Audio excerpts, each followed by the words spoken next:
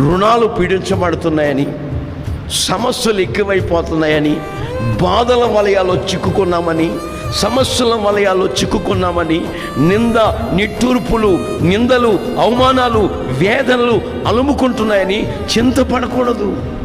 దేని గురించి అధైర్యపడకూడదు, చింతించకూడదు.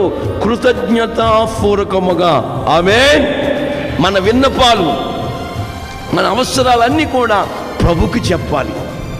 ప్రభు ఏం చేస్తాడు? ప్రభుకి చెప్పాలి, దైవ సేవకుడికి చెప్పాలి.